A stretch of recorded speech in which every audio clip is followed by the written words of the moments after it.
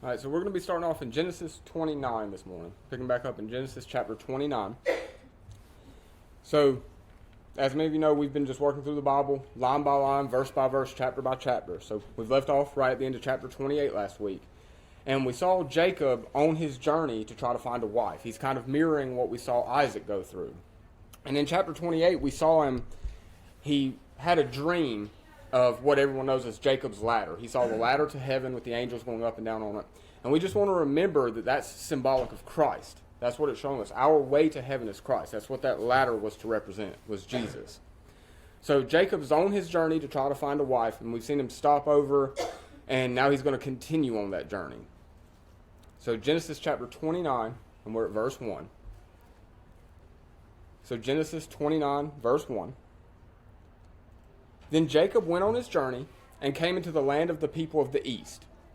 Okay, now this seems to be a very simple verse here, right? He's going on his journey, he's going to the land of the people of the east. But we've talked a lot about the different literary devices in the Bible, the different phrases that are used. And so I wanted to touch on something here because it may help us as we get deeper in the Bible and get to more complicated chapters. So when we see there it says, then Jacob went on his journey. If they had just translated that straight from the Hebrew, that actually would have said the Hebrew idiom used there is that Jacob lifted up his feet. So if it was just a straight translation, it would say, then Jacob lifted up his feet and came into the land of the people of the east. When I think about what that would make us see in our minds, that, okay, he lifted up his feet. All of a sudden, he's lifted off the ground and he's floating across the Jordan River. And no, it just means he's walking. He's on a journey. So this one's pretty simple to understand, but I want us to get in the habit of understanding these phrases so when we get to complicated books like Proverbs and Daniel and Revelation, that we know how to take these tools and use them when we get to those parts. Now, where it says that he goes to the people of the east here, that's a Hebrew word that's kadim. It's used for just a generic designation for the location east of Canaan. So it's beyond the border of the Jordan River. So this doesn't tell us a specific place or specific people.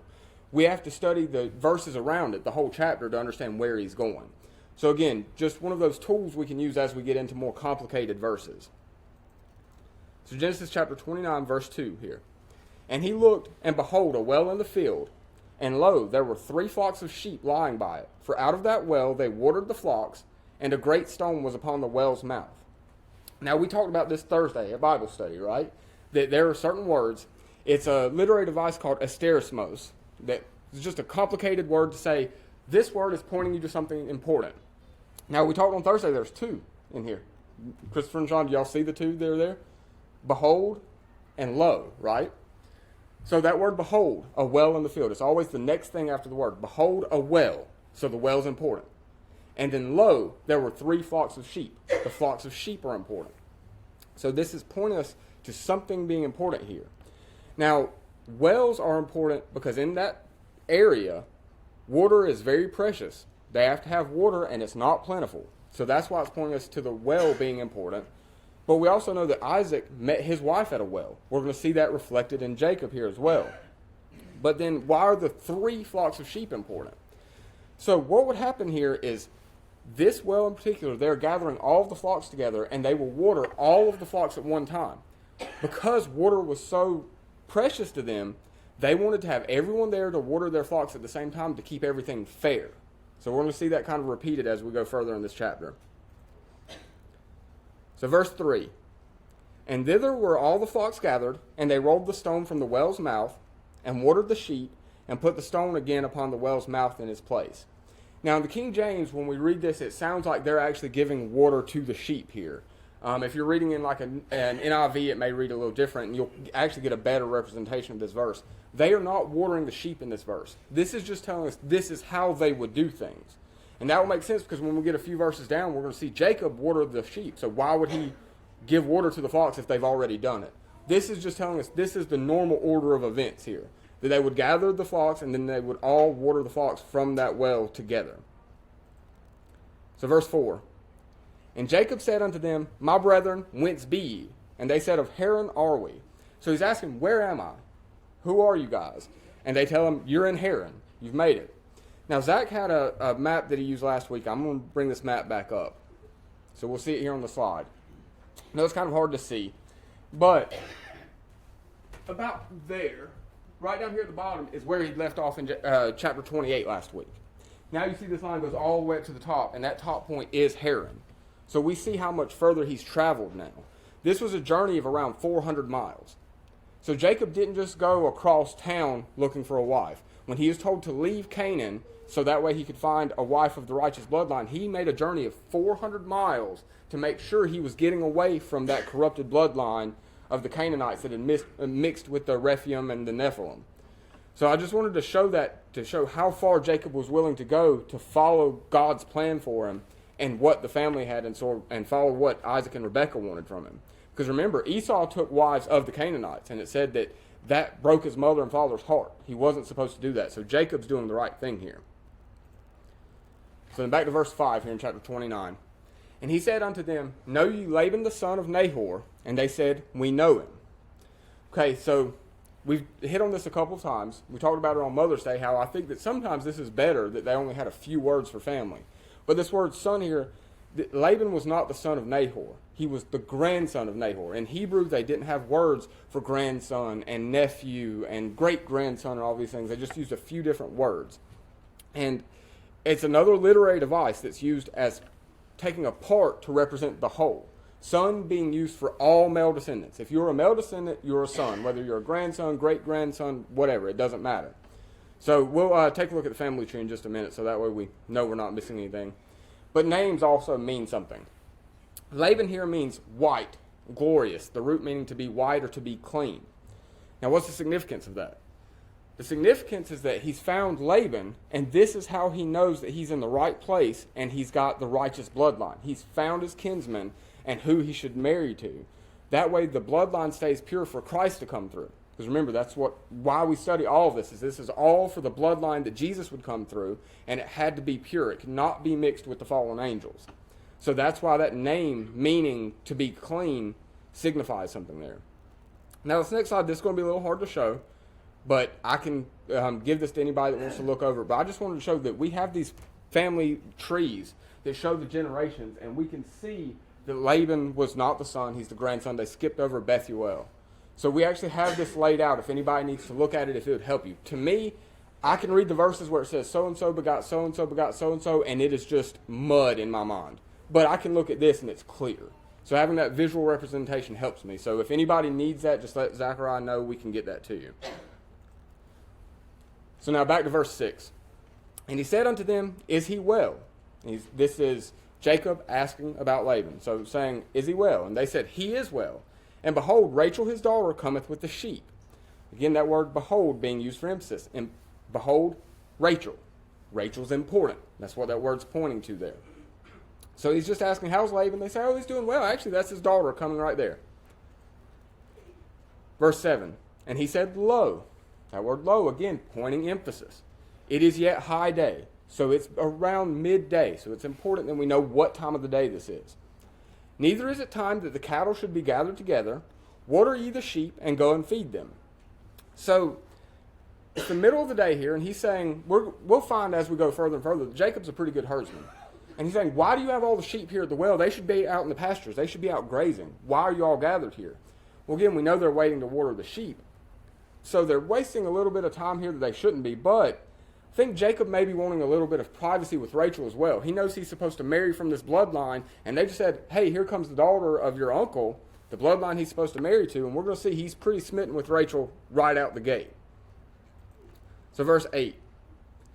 And they said, we cannot until all the flocks be gathered together, until they roll the stone from the well's mouth, then we water the sheep. So this is why that verse earlier was not them watering the sheep, just telling us how they would go about doing it. Because we see here, they haven't watered them yet. And they wait to water all of the herds together. That way, everything's kept fair. They're not going to accuse each other. There's not going to be corruption. They're not going to say, oh, this shepherd took more water than we got. They're all doing it together. It avoids any complications there. So verse 9. And while he yet spake with them, Rachel came with her father's sheep, for she kept the sheep. So during this time, if you had someone that owned herds of cattle or sheep, if they were wealthy, they would have had servants to do this. If they don't have servants, they would use their youngest son or daughter. David, that becomes King David, is a great example of this. He was Jesse's youngest son. He's the shepherd. So this kind of tells us that Laban's not a super rich person. That's why his daughter is the shepherd or shepherdess over his sheep. He doesn't have a servant to do it. Verse 10. And it came to pass, when Jacob saw Rachel, the daughter of Laban, his mother's brother, and the sheep of Laban, his mother's brother, that Jacob went near and rolled the stone from the well's mouth and watered the flock of Laban, his mother's brother. Now note that this keeps saying that Laban is his mother's brother. It's his uncle. Because we're going to see in a moment it's going to call him his brother. But we know this lays out plainly it's his uncle. So we see Jacob kind of jump into action. He rolls the stone away and he's wanting to water the sheep. So he's probably trying to make a good first impression on Rachel. He's wanting to show off to her a little. Verse 11. And Jacob kissed Rachel and lifted up his voice and wept. Now the kiss there, that is not a romantic kiss. That is just a greeting of the time. So don't think that they jumped and skipped several steps here. We're going to see him kiss his uncle in just a minute. It's not romantic, okay? So verse 12. And Jacob told Rachel that he was her father's brother and that he was Rebekah's son, and she ran and told her father. Again, he's not Laban's brother. He's his nephew. We just saw that in verse 10. But it's that same literary device that we've seen time and time again. In the Hebrew, they don't have words for these distinctions. So verse 13. And it came to pass, when Laban heard the tidings of Jacob his sister's son, that he ran to meet him, and embraced him, and kissed him. Okay, there he's kissing his uncle. And brought him to his house, and he told Laban all these things. So Jacob's explaining to Laban the journey he's been on. He's come 400 miles, he's kind of catching him up, and letting him know, I'm here to find a wife. That's the whole purpose of why I'm here. Verse 14.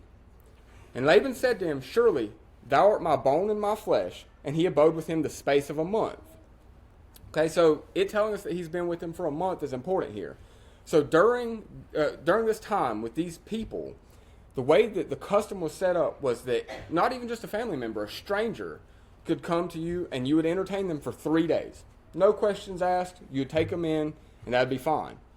But now if he stays a 4th day, he's expected to tell you his purpose. He's not just there on vacation hanging out. There's a reason why you're here if you stay more than that 3rd day and you're there on the 4th. Then if he prolongs a stay further than that, past that 4th day, he's got to set his hand to work in some way. So he's got to be doing work. So once he's doing that work, we're also going to see that there has to be wages that are set. So you're not going to work for free. You're expected to do work, but you're going to be paid for it. So verse 15. And Laban said unto Jacob, Because thou art my brother, again, nephew, not brother, shouldest thou serve me for naught? Tell me, what shall thy wages be? So the uncle is asking here, what should I pay you? You're not going to work for free for me. Now, you've been here more than 4 days. You have to work, but what do I need to pay you here? Verse 16. And Laban had 2 daughters. The name of the elder was Leah, and the name of the younger was Rachel. So we see he has 2 daughters there, an older Leah and the younger Rachel. Verse 17. Leah was tender-eyed, but Rachel was beautiful and well-favored. Now that tender-eyed there, that can be translated weak-eyed. It probably means blue-eyed. So it's probably meaning that she had a blue eye, and we know from the science now it's a recessive gene, which is probably why they call it tender or weak-eyed. It's a recessive gene. Everyone else probably were brown-eyed at that point, but she's got blue eyes. Now again, we said the names mean something here. Leah means weary or tired. That's what her name translates to. Now that's going to foreshadow what's about to happen with Jacob. Keep in mind, her name means weary or tired, and we're going to apply that to Jacob and the work he's going to have to do. But then Rachel means a sheep, or the root of that really meaning to cherish, showing that she's going to be Jacob's favorite. That's who Jacob wants, is Rachel. Verse 18. And Jacob loved Rachel and said, I will serve thee 7 years for Rachel thy younger daughter. So he's saying, I'll do 7 years of work to secure Rachel's hand. 19. And Laban said, It is better that I give her to thee than that I should give her to another man. Abide with me. So saying, it's better for her to marry someone from my own bloodline than to marry a random person. So it would be better for her to marry you, Jacob. Verse 20.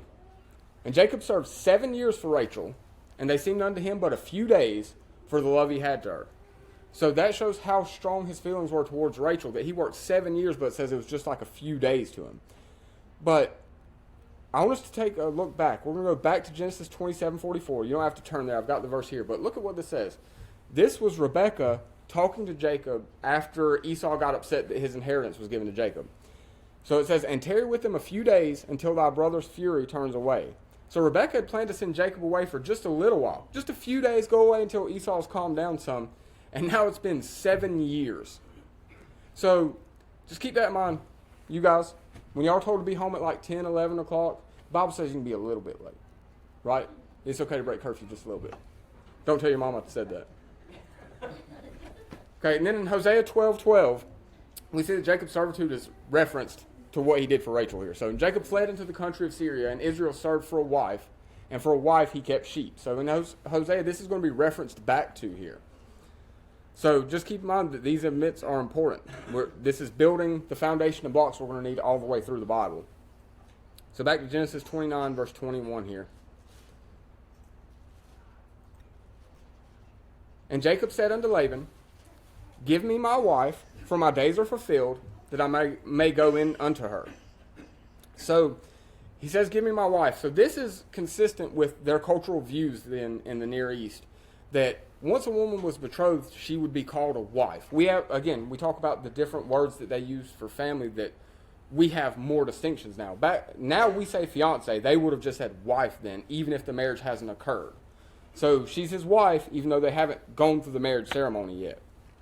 So that's part of what is called the Code of Hammurabi. We talked about that several chapters ago, and it's something that keeps coming up because it was kind of the laws they lived by.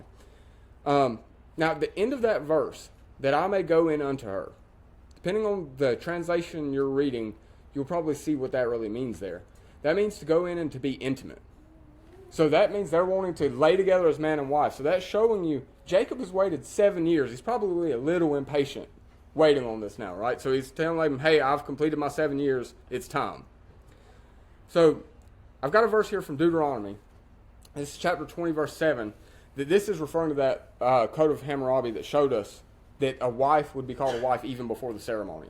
And what man is there that hath betrothed a wife and hath not taken her? Let him go and return unto his house, lest he die in the battle and another man take her. So I just wanted to look at that verse to show that they're called a wife even if the wedding has not taken place yet. So Genesis 29, verse 22 here. And Laban gathered together all the men of the place and made a feast. So now they're about to have the wedding ceremony. They're actually going to have the marriage happen. And we're going to see that he's gathered a little bit of wealth. And more than likely that's because of Jacob working for him and the blessings of God coming through. Verse 23. And it came to pass in the evening that he took Leah his daughter and brought her to him and went in unto her. So we should notice something really quickly there. He's worked 7 years for Rachel. But then they're having the feast. They're having the wedding. They're all drinking wine. And instead of getting Rachel, he gets Leah. And it says he went in unto her, that's that same phrase, to be intimate with. So now he has consummated this marriage with Leah. Now, Zach talked about what happened with Jacob and Esau and the transfer of the inheritance. This is almost a mirror of that, just flip-flopped. We had, when Esau was the oldest and was supposed to get the inheritance, Jacob went in disguise to take it. Well, now, instead of the younger being the one that gets married, we're seeing the older go in, wearing the wedding veil so she couldn't be recognized, and being deceiving to where now he's married the wrong woman. So this is a direct mirror of what's happened with Jacob and Esau. Verse 24. And Laban gave unto his daughter Leah Zilpah his maid for an handmaid. So giving the bride a servant was, again, a custom back then. You'll see it in all Mesopotamian literature as part of the Code of Hammurabi. Now, the reason that they did this was the man controlled all of the servants. That was just part of the role. But the handmaiden that was given to the bride from her family was her servant. That handmaid didn't answer to the husband. The handmaid answered to the wife. So this was directly her servant. Verse 25. And it came to pass that in the morning, behold, it was Leah. And he said to Laban, What is this thou hast done unto me? Did I serve with thee for Rachel? Wherefore then hast thou beguiled me? So again, that word behold, pointing us to something important. Behold, it's Leah. So if you didn't catch it from the earlier verses, catch it now. This was not Rachel sent to him, it was Leah. So he's been given the wrong woman, And again, they went in and were intimate together. The wedding is consummated. It's done. This is his wife now. So verse 26, this is Laban's excuse for why this happened. And Laban said, "It must not be so done in our country to give the younger before the firstborn." So he's saying the tradition says I can't give you Rachel till Leah's married. So he's kind of pointing the finger to Jacob and saying, you don't have a right to be angry. You should have known this is the custom. This had to go this way. So he's being very deceiving here. He took advantage of Jacob and is falling back and kind of hiding behind the customs of the time.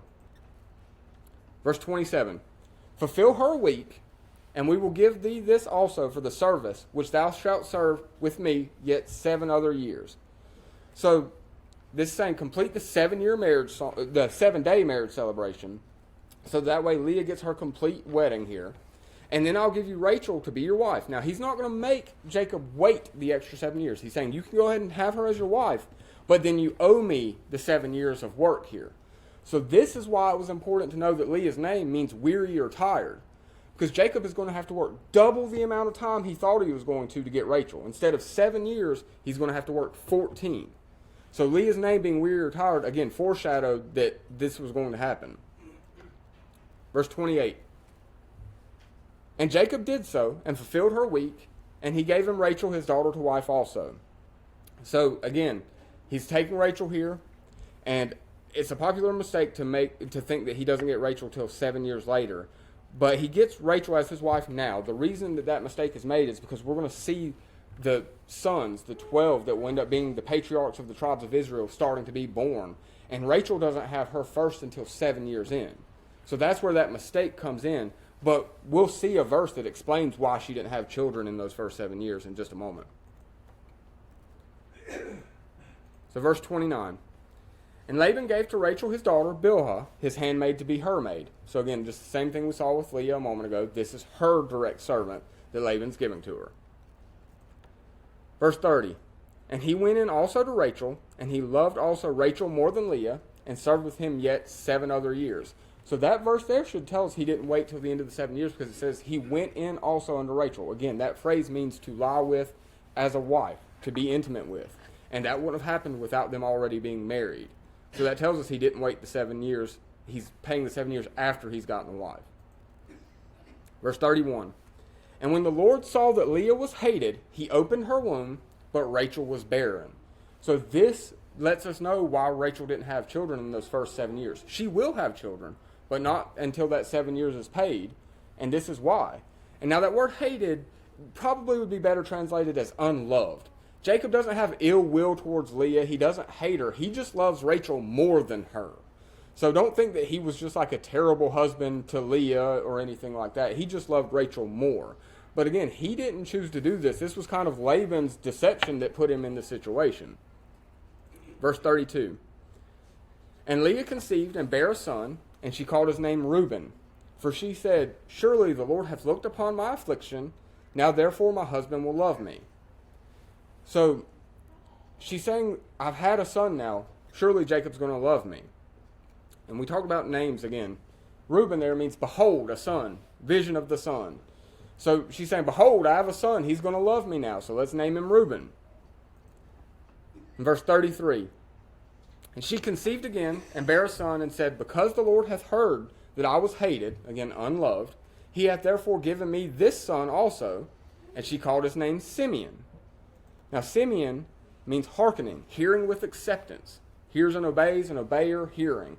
So she said, the Lord heard that I was unloved. That's why he is called hearing. Verse 34. "And she conceived again and bare a son, and said, Now this time will my husband be joined unto me, because I have borne him 3 sons. Therefore his name was called Levi." So she's saying, I've had 3 sons. Surely he's going to come into me and join to me now. He's going to love me. Levi's name means adhesion, joined, to be joined, to cleave to. Now, Levi is important. This is the first of the tribes through which Christ will come. Christ has the bloodline of Levi because, as we'll document as we go further in the Bible, all of the priests were to be from this tribe, the Levitical priesthood. So this is how Christ has the legal distinction of high priest. He is from the bloodline of the priest, the tribe of Levi. Verse 35. And she conceived again and bare a son, and she said, Now will I praise the Lord. Therefore she called his name Judah, and left bearing. Left bearing there means that she's going to stop having children, but this is not permanent. We'll see her have more children. It's just she's not going to have any children for a while. We'll see more of the patriarchs come from some of the handmaids and from Rachel herself. But now Judah, she says, praise the Lord, and then called this son Judah. His name means praised. The Lord be praised, object of praise. Now, this is the other tribe through which Christ will come. This is the king line. This is where David, King David, this is his bloodline. So this is how we establish Christ as King of Kings. So through Levi, he is the high priest. Through Judah, he is the king.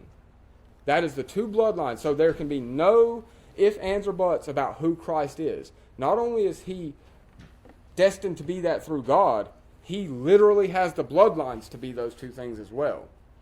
So what I want us to think about from this chapter is we've seen Jacob work 14 years, double what he should have for the hand of Rachel. He had perseverance because of his love and hope for her. And we can apply that to ourselves. When we have challenges and things that we have to go through, that we just have to kind of persist. We'll go through hard times, but we'll get through it. And we have to trust in God and his plan for us, though. He will help us get through the hard work. And we see here he actually ends up giving Jacob 2 wives. He went on a journey just to get one. But there's a bigger thing that we have to see here. We have to be willing to let go of our plans. Because as we just saw, Jacob wanted Rachel. But the two bloodlines through which Christ would come is through Leah, the wife he didn't want. That's where the plan was. And so I just want us to take from this that there are times that we just need to stop and surrender to God. We have to be okay with turning over control. Let go of the reins and realize that our plans a lot of times are not the best. We can let go of that and know that he has what's best for us in his heart and mind and will set that plan before us. And that's one of the things I struggle with most is not wanting to let go of that control. But if we will just surrender to God, God's plan for us is better than the plans that we'll have for ourselves. Okay?